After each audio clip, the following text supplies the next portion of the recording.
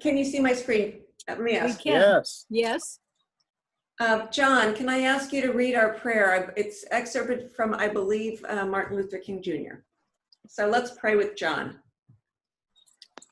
When our eyes do not see the gravity of racial injustice, shake us from our slumber and open our eyes. When out of fear we are frozen into inaction, give us a spirit of bravery. When we try our best but say the wrong things, give us a spirit of humility. And when the chaos of this dies down, give us a lasting spirit of solidarity. When it becomes easier to point fingers outward, help us to examine our own hearts. God of truth, in your wisdom, enlighten us. God of love, in your mercy, forgive us. And God of hope, in your kindness, heal us. Amen. John, you read that beautifully. Thank you. Yes. Thank you, John. So the topic of conversation tonight is the work of Ibram X. Kendi. We were just talking, I think, before some of you joined, but he is a professor that used to be at American University, and it was Hillary that thinks he's now recently moved to Boston University. And he published a book, How to Be an Anti-Racist, that has become a bestseller. It was certainly a prescient in terms of the timing of the release of this with George Floyd's terrible murder. And he has been making the rounds of talk shows. So if you have not read the book, perhaps you've listened to a podcast. Perhaps you've listened to one of his TED Talks. He has certainly been prolific in his writing and in his speaking recently. We are not necessarily going to talk about the book, but I did want to bring up that it isn't, I described it earlier as a very engaging read. He has a provocative writing style that is inviting. He's an imaginative writer and very humble in describing his growing up in New York City and how he had to come to terms with his own racist ideas and then how he went from being what he calls a barely marginal student to getting into college and then going into graduate school and now being a full professor and writing so eloquently for those of us that are in need of education. The thesis early on in the book is quite simply written. This book is ultimately about the basic struggle we're all in, the struggle to be fully human and to see others, that others are fully human. Not going to move. I think people should mute themselves if they're not talking. Yeah. Right. So just as everybody mutes themselves, I am going to ask a question. So when we as Christians look at another human being, when we look at that human, what are we also to see in that human?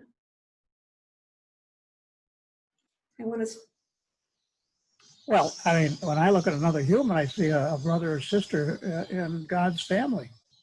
We're all part of the Father's family. So, I mean, that's what connects us all, whether we're Christian or not Christian. We're just part of God's family. Thank you for that. Thank you for that. Ibram Kendi does speak at length about his parents being so devoted to their Christian faith and that he was raised in a Christian household. And you can certainly see a lot of that through the fingerprints of that throughout his writings and throughout his childhood growing up. But as I looked at this, it reminded me, and I'm going to be forthright, of the sermon series that we had a couple of years ago of Imago Dei. How can we see the image of God in the person of the other? Particularly, and the topics that Bill chose were those topics of people that perhaps had been marginalized before. So that was very early on in his book, page 11, the thesis of why he was writing How to Be an Anti-Racist. The topic of conversation for tonight is very specifically the TED Talk he released. And when I have to admit, when I chose this, I was thinking, well, a TED Talk's never more than 18 minutes. And I want to make this a low barrier to entry. I want to make sure that even someone that doesn't want to read the book or doesn't even want to read the PDF of the book or the study guide of the book, you can watch 18 minutes. Well, if anyone did in fact watch it, it was close to 52 minutes. John's giving it a thumbs up. It was a TED Talk that was curated in May of 2020, so obviously right in the midst of so many of the protests and demonstrations and riots going on throughout the country, and it was curated by two of the TED staff members. So it was a Q&A with Kendi, and then questions from a studio audience of the type that must have been also on Zoom. And since it was released, there have been a 1.4 million views of that TED Talk. So even though it is much longer than a normal TED Talk, it has received a significant viewership. In his book, for those of you that have read it, and I would recommend reading it or excerpts from it, he begins every chapter with a set of definitions, and it is full of educating us on some vocabulary. And I will confess, it was at times for me challenging to say, not racist and anti-racist, and the various times that he chose to say, how can you not be a not racist? And then you have to think about the double negatives that you're trying to go through. And so we could have spent a whole lot of time on the vocabulary, and that would not serve us tonight, I think, to the extent that we can have a good discussion about how he has taken the highlights of the book, or the highlights of his work today, and put it in this TED Talk. So we're just going to use, for those of you that read the book, we're just going to use a portion. In the beginning of his TED Talk, he's very clearly speaking about what a racist is, what an anti-racist is, and someone who is not racist. And he's very clear to say a racist describes what someone says or does in that moment. That you don't define someone as a racist, you define their behavior or their statements as racist.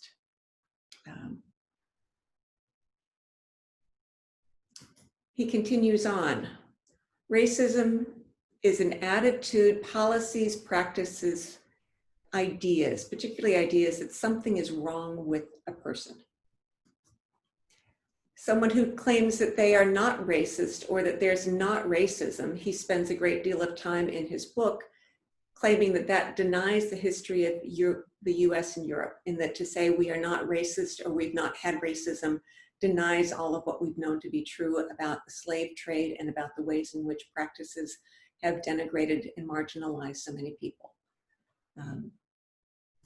In the TED Talk, he is again very simplistic in saying that anti-racism, which is his striving, says that there's something wrong with the power politics, policies, and ideas. Let me stop there. How did you digest some of these definitions? Challenges with the definitions? Did it resonate? We don't need to stop here. We can go on. Well, I mean, obviously, when me as a white privileged person, and I read his point of view, you know, it sort of makes me stop and think of everything I've sort of known all my life without knowing it. I mean, in other words, if you ask me, I'd say I'm not racist. You know, I hold no ill will to anybody of color. But on the other hand, I'm participating in the very system that negates brown and black people. So, I mean, I welcome him sharing. It's sort of like unfinished business. This is unfinished business in our history. You know, we the Civil War ended. We freed. We freed the slaves, and then we were all supposed to go about our business, and everything is fine. But what he points out is this is all unfinished business that needs some sort of resolution. So I appreciate that. And I think it's a great distinction between not thinking you're racist and being anti-racist. And I was in a board meeting this afternoon where we were talking about, for a nonprofit organization, talking about, you know, what should our attitudes be how affirmative should we be? What should our policies be? And it was clear that just saying we are not racist doesn't accomplish anything.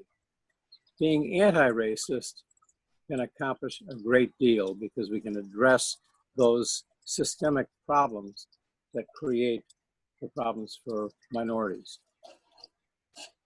Thank you, Cam.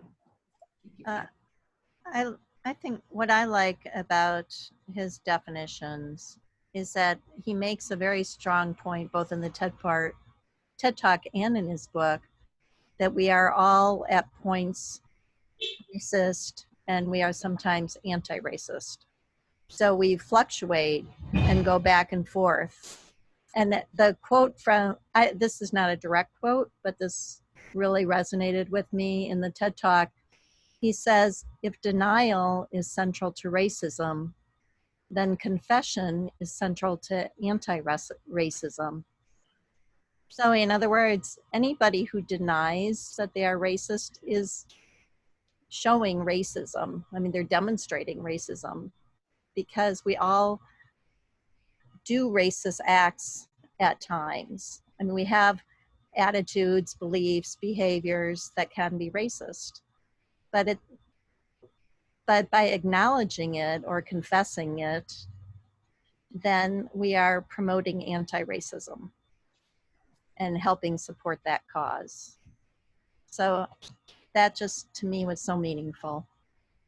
Joan, you perfectly set this up. That is a direct quote. And it was very jarring when he said it for me as well, obviously. So the heartbeat of racism has always been denial, is what he says, and I've even got the minutes as when. So a question to us as a Christian community is that as Christians, when we encounter in ourselves the denial of the truth or the cover-up of ill deeds, or even the awareness of ill deeds, what are we then called to do?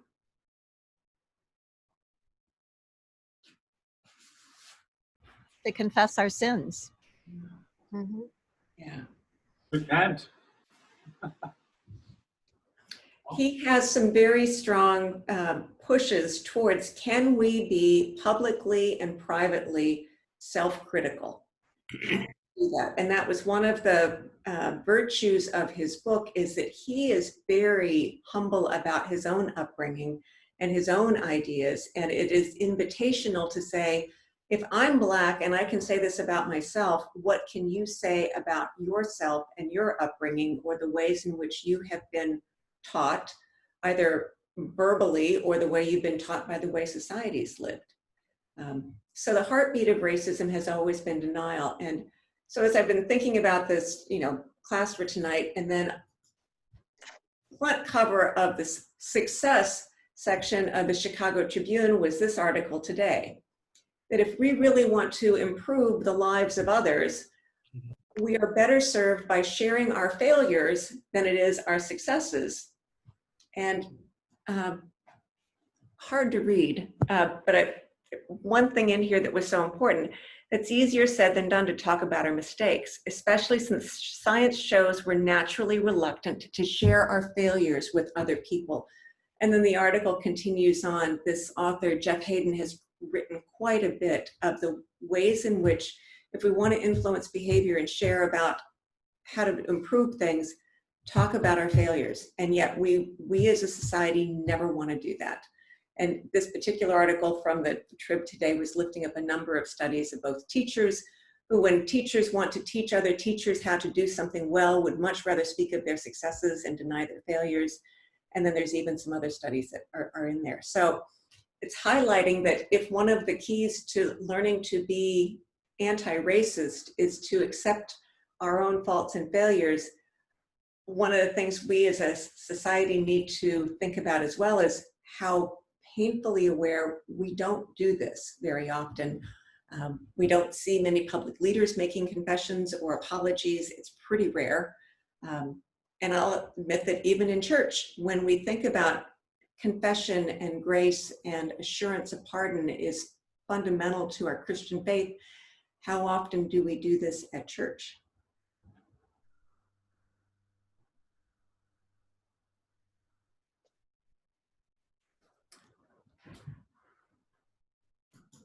So if the heartbeat of racism has always been denial, the heartbeat of anti-racism is confession. I was going to say, Joe, too, I find it's easy to blame and just say, oh, well, we live in the North. That was the South that are full of racists. And yet Chicago remains one of the most segregated cities. Absolutely. I mean, I'm saying that's wrong, but it would sort of justify, well, you know, while we're in the North, we're so much more progressive. Right. Denial. Yeah. So as Christians, we're talking about this. So what are some of the ways that we can think about making ourselves better anti-racists by using the tools that we have in front of us? And what are even some of the barriers for us to do this in worship or in our own private prayer?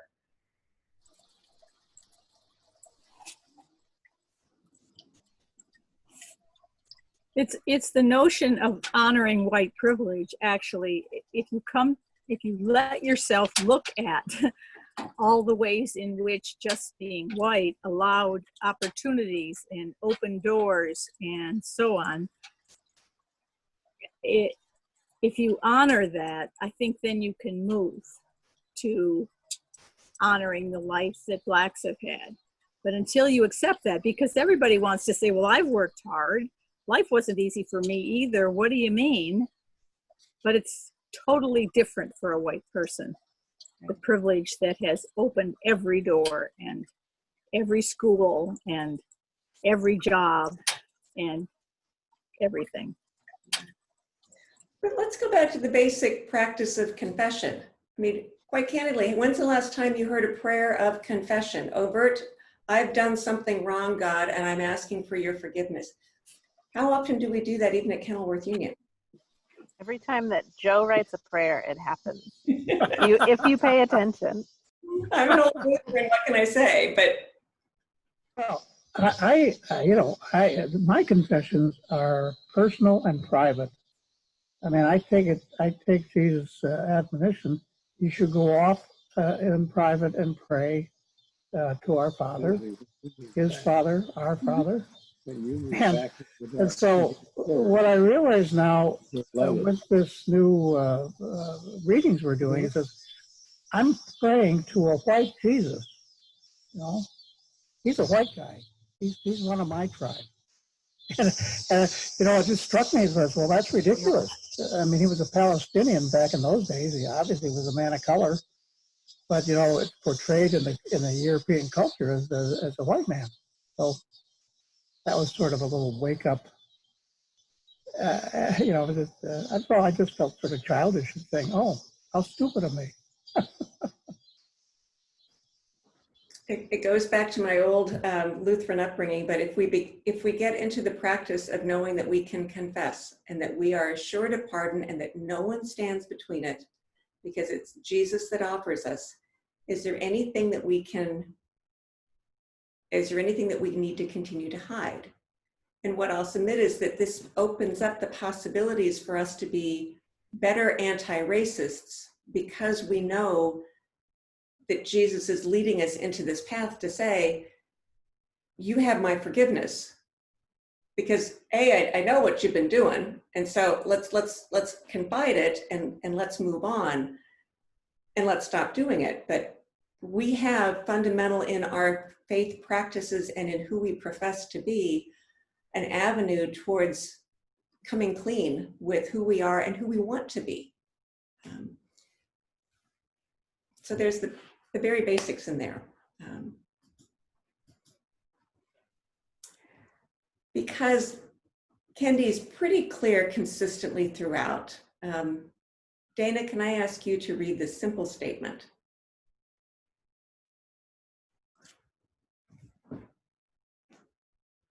To be anti-racist implies we have and will make mistakes.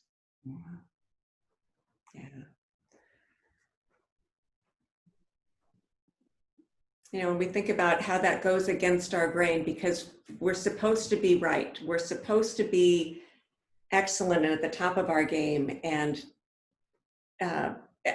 for me, it was intimidating to start reading his book, to think about how many times I was confusing racist and anti-racist and not racist, and getting the negatives in the right place. And then to think about all of the things that I could be saying that sound racist, or it's easy to back away because I am making so many mistakes. I am making so many mistakes, and I have made so many mistakes. So this is very humbling work in my mind. And, you know, and that is so much the basis of microaggressions, right? Is that so often we make mistakes and we have no idea what we've done. And, you know, in our Lord's Prayer last week, someone made a comment that if we don't know we've sinned, is it a sin if we haven't done anything intentional? But I would argue that it is, right? I mean, you know, Jesus said, Father, forgive them, for they know not what they do. And that's really what a microaggression is, right? I mean, so often we say something or even just make a face at somebody and we're not even aware of it. But if we're doing harm to somebody else, is it any less a sin just because we don't know we're doing it? I thought one thing that was reassuring was in the TED Talk, Abram Kendi was talking about the fact that it's okay to make mistakes, you know, and just to acknowledge them and apologize and move forward. That's part of the action of trying to be an anti-racist. That's one of the things we can do. And that, you know, and I think that's true, but it's part of being human, right? We're all going to make mistakes. I wish Sally Campbell were here because she often speaks about friendships that she struck up 20 years ago, and because she has intentionally ensured that she has friends who are people of color, because she doesn't want to live in just a white community, meaning, and I don't mean just the physical community, but her community of friends and family. And she made a deal early on with one of them, who's a woman of color, that the woman of color is supposed to correct her. And Sally's commitment is, and I will listen to you. So it's not, you know, yes, it's burdening the woman of color, but it's with an invitation of, I want to know because I don't know. So can you help me, and I will listen to you. And they've been friends for several decades now. It is hard work. At one point in time in the TED Talk, he speaks to that those with generous and open hearts can read books, and we can do what we're doing tonight and have identity caucuses and understand what it means to be white and what it means to be Black. And it can be exhausting because it does challenge so much of what we think to be true about ourselves and our society. And then you can easily back away and say, you know what, I'm exhausted by all of this. The point I have about this is that it's basically binary. That if you're not focused, you're against us, is what comes to mind as a way of saying it's not okay to do nothing, to look the other way, to live in the suburbs and not actively be involved. And that's a very high bar.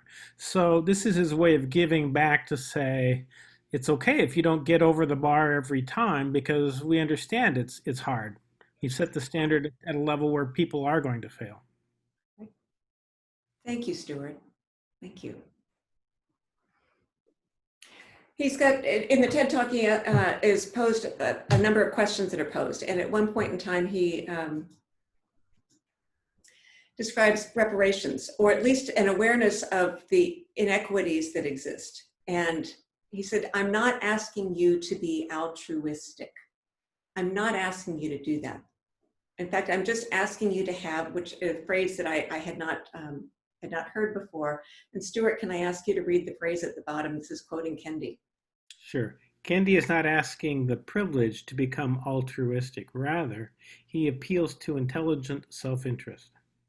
Intelligent self-interest, meaning expand your mind and expand your awareness that what would it be like to live in a society in which we had high quality healthcare for everyone, in which we had children who weren't constantly being waking up hungry, in which we didn't have so much gun violence, imagine what it would be like to not have so much poverty. It doesn't just raise the boats of those that no longer live in those conditions, it raises everyone's boat. Which again is thinking of this community who's talking about this as Christians. Who else was talking in this same way? Stupid question that I'm asking, but we can come up with countless teachings of Jesus, countless parables of Jesus, who's asking us to expand our vision of who is our neighbor, and also to understand how toxic the systems of indebtedness were within the Roman Empire. It was toxic to everyone from the bottom up through even the top, because it left them in such perilous, fragile conditions.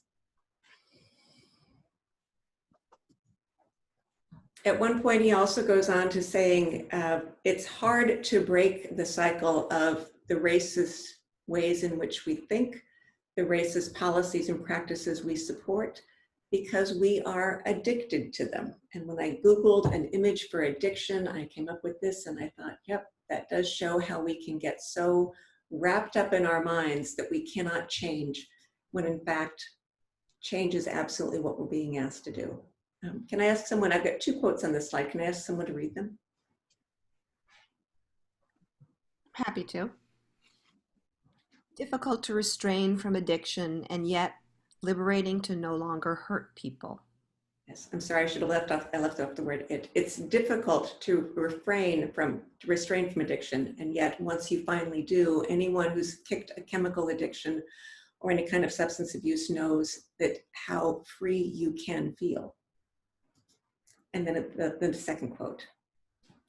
Spend so much time thinking of what I feel rather than how my actions make others feel. Yeah. So for a very brief portion of the TED Talk, he is taking us through almost the 12-step process of how you go from the daily reminders of how I do need to embrace something different from the ways in which I've been living before, my thinking, my actions, and the way I'm interacting with other people. Can I be vulnerable and say, no, I'm not going to do that anymore?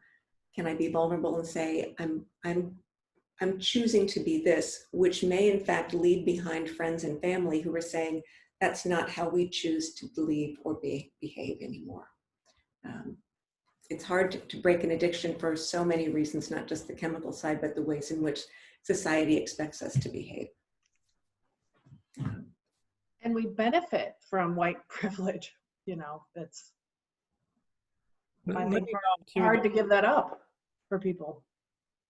My daughter works as an addiction counselor. She's a social worker, but her practice is addiction counseling. And I think you've heard statistics that the number of drug overdoses has doubled from a year ago.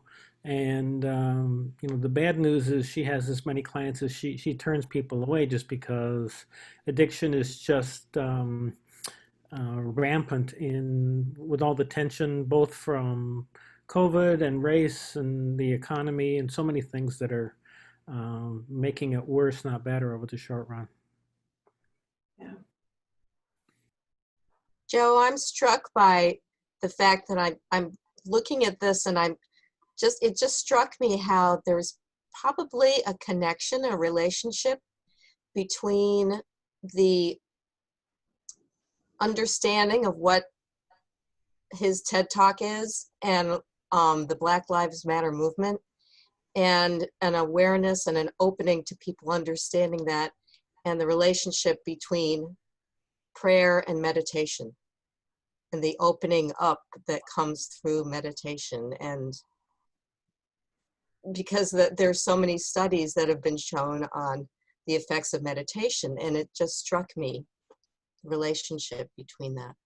Absolutely. Thank you for that, Amy. One of the parallels with his lifting up that subscribing to and supporting racism and racist ideas, to break that habit is like addiction.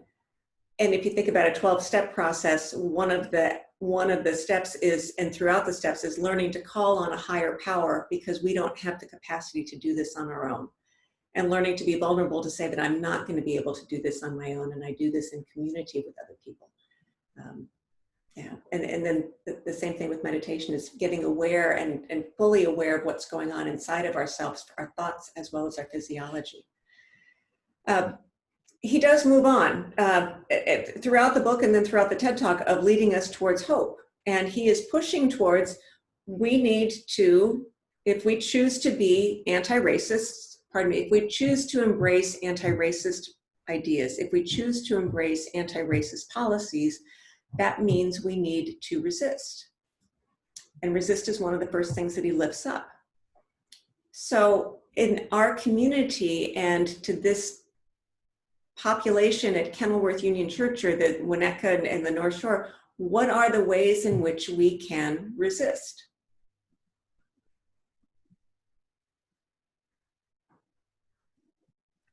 It was very uncomfortable for me, but I wrote letters to our local town government officials and state senators and congressmen. I've never done that before on any issue, but sort of standing up and saying that, you know, this is something that has to change and examine our policies. So just being more vocal about it. The other thing that has been new and a little uncomfortable, but I think, you know, discomfort kind of comes with this, is, you know, having more open and frank conversations with my friends of color about this issue.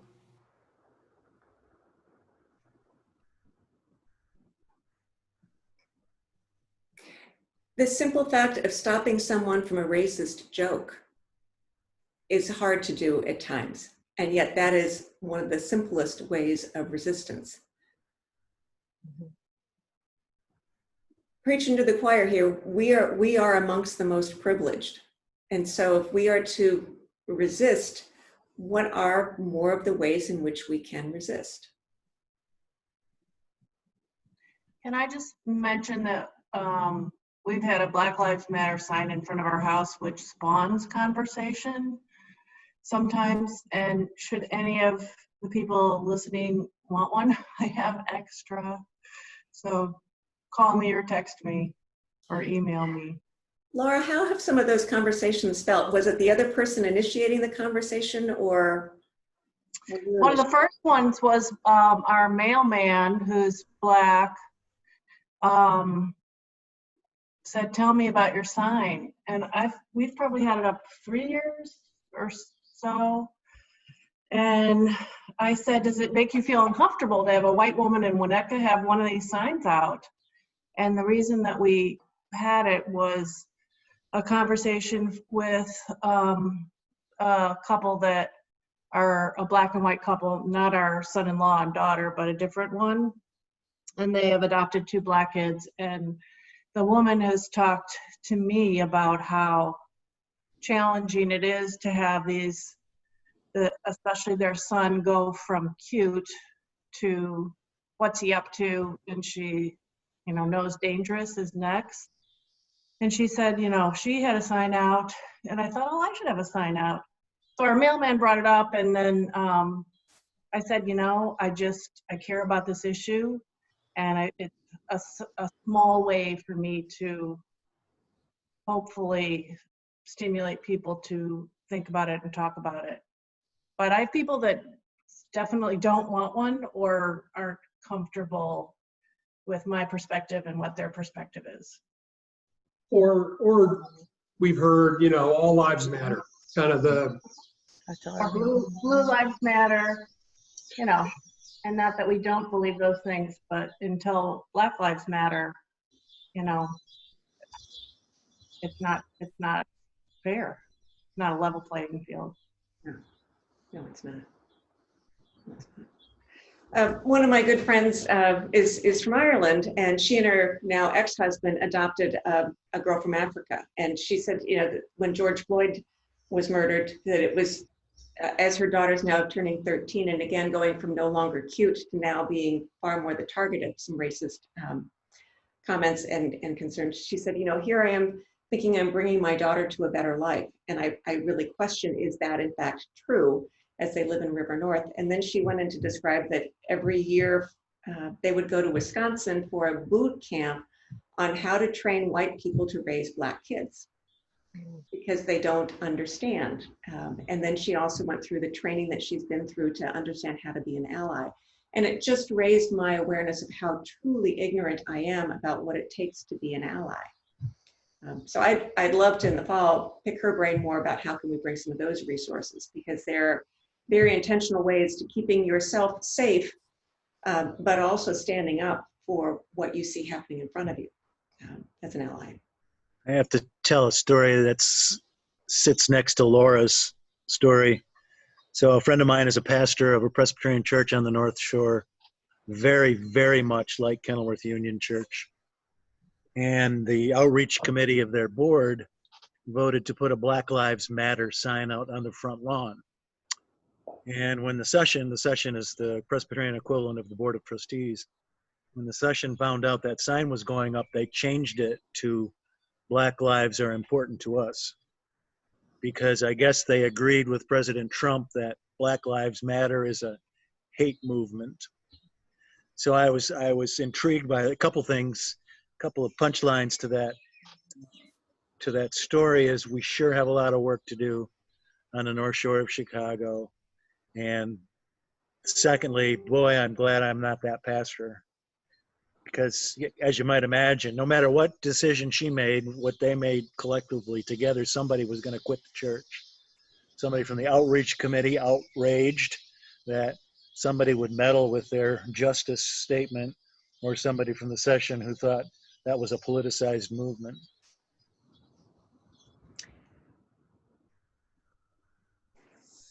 Thank you, Bill. That takes us directly into our next slide of how do we transform neighborhoods into being more just, more livable, more equitable, greater opportunity. And, you know, as we look at Chicago, you could certainly pinpoint all the places of poverty and lack of equity, et cetera. But when we think about change and what can we change, what can we do at Kenilworth Union Church to make our church such a welcoming place that a couple or a family of color would look at us and say, you know what, maybe I can move to the North Shore because at least I know I have a church that would welcome me.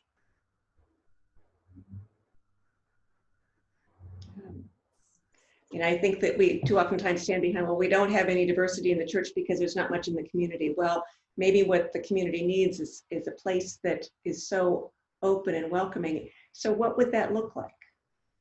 Being a relatively new person here, I'll speak up on this one. And my impression, my answer would be that everyone should continue to be themselves.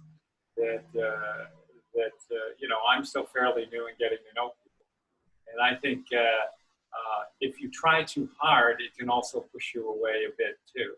I think if a Black family was curious or interested or connected, my experience has been that the people of the congregation, if they were just to be themselves, which seems to be devoted to being Christians as they perceive it, loving one another, I think that'll be felt. And then, you know, you just take it from there. So that's my 2 cents. Thank you, Kevin. That's nice. That's a nice compliment. But we know that there are some things we can do. And I don't have many people on my screen that I can look at. I can see Dana at the bottom. He's smiling. And I know that some other folks are smiling. Well, Joe, you know, I mean, this is a huge challenge. Oh. and you know, it's like I'm looking at this picture of Chicago, and I'm picking out all the neighborhoods that are basically all white, and we don't even see the south side. We see a little bit of the west side. I mean, it's just obviously anybody that comes into our church will be welcome. But, I don't think that's true. You know? Well, I guess I'm naive. Anyway. Well, I know sometimes that people haven't felt welcome when they came into church. And so that I can understand. That I can understand. How do we even let someone know that they could come into our church and be welcome? Is that a task we would even think about doing? Well, you have to reach out if you want. If you want to do that, then you have to. I don't know if you start with our friend from Evanston who comes with his Hallelujah singers each year. We start making a connection there.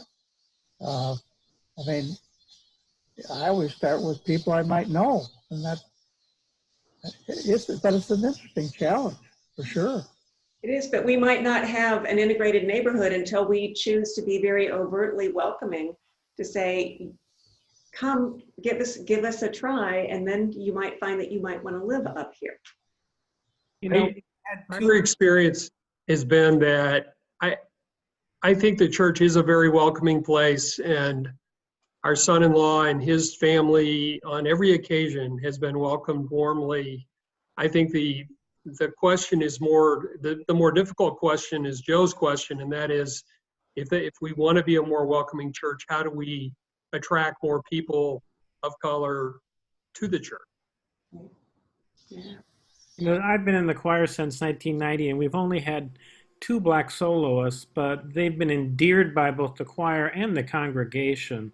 That's at least one litmus test that suggests that we are welcoming if they know better, if they know enough to give us a chance. But I've been to Vernon's church, and they were also incredibly welcoming to me, but I didn't choose to join, and I think that's probably symmetric, you know, that we get the heirs of joy coming, but we're different, and we love them, but we're enough different from them, and we don't embrace some of their culture and the way they worship. So even though we may be outwardly welcoming, our services probably aren't, or the whole package isn't. Did I share the story about an African-American visitor to our church from last fall? It was the Sunday Nick Pierce was preaching. Nick Pierce is the African-American professor from Kellogg. He invited a friend of his to come and hear him preach at Kenilworth Union, and she came into the front door, and an usher asked her, "Are you looking for something?" Yeah. Oh. Yeah. Nick was quick to share that. I'm glad Nick shared that with me. We have a lot of work to do. We work to do. Oh, Joe, this is my own observation. I visited a number of churches when we've been traveling, and I think you could probably, I mean, I'd be interested in Joe and Katie and Bill's observation on this as well, but that there are a number of churches in the Chicago community, but I've also seen this up in Minneapolis, churches that tend to be more racially integrated, economically integrated, economically diverse. So lunch pail people alongside people with PhDs. It's been my observation, they tend to be more evangelical churches. Is that a fair observation? I mean, I've seen that at First Pres in Evanston. I've seen it at I'm up in Minneapolis, a fairly large Baptist church up there, which is, you know, PhDs alongside plumbers. Now, I'm not saying that's the road we need to go down, but that's just been an observation, and it has struck me.